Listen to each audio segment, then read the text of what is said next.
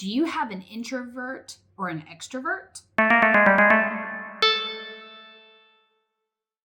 Hey, and welcome back to Supermom Knows Best. I'm Erin. Today we're going to talk about the differences between introverted and extroverted, but we're going to do this in two parts. So you're going to have to come back for part 2. So today we're just going to talk about introverts. What made me think about this topic for today was thinking about my own boys. Now my boys are as different as night and day. One is introverted and one is extroverted, and it makes life very interesting. What makes it even more is that combined with them being on the autism spectrum, it really shows those characteristics even more. In fact, if I had to guess, my introverted son, his symptoms are a little bit more mild than my extroverted son. But if you talk to him and you see them, because my introvert does not like people, you would think he is the one who is more severe on the spectrum than my other one. So it makes it kind of interesting to deal with. So let's talk about introverted individuals. We all know them. Some of you may be one. Chances are I am extremely extroverted. My lovely husband is extremely introverted. Those individuals tend to like things to be quiet. They don't draw their energy from other people and outside activities. They would rather be at home. They get their energy from reading, relaxing, playing a game, watching a movie, just being by themselves. That's what they love. Another thing is that they hate small talk. They don't like having to be around in big groups. They want it calm. They want it quiet. They want to be left alone. My oldest cannot stand a whole lot of people unless it is his crew.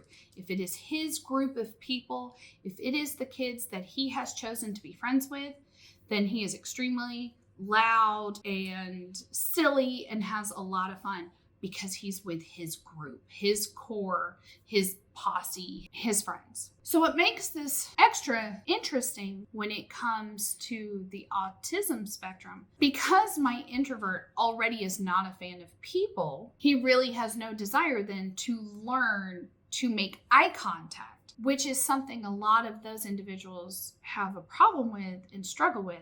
They can't really look people in the eye.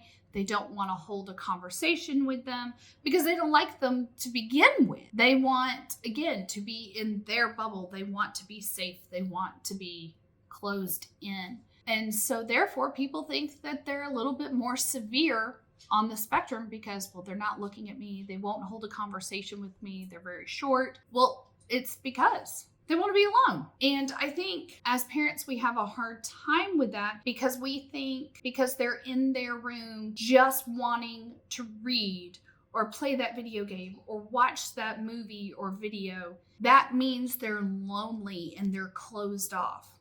Well, not necessarily. They'll let you know when they're ready to be out and join the world again. So I read on Facebook a lot of parents going, when do you push your kids? When do you make them join a sport? When do you make them do this to make friends? Because all they want to do is be alone. And I understand that fear of them not having friends and them not interacting with others, which is such an important thing because it gives us social skills and how to handle the world. But keep in mind that if you take a step back and if you look, you might find that you're dealing with an introvert. And then in that case, you're going to have to change your way of thinking. You don't want to force them to sign up for some sport that they're not interested in because they're going to fight you on it because they'd rather be at home. Maybe just encourage them to find 1 or 2 close friends and do something with them rather than a big group to where they're going to feel uncomfortable. I mean, for example, you don't want to go and sign them up for cotillion or a traveling baseball team if they don't like being around people.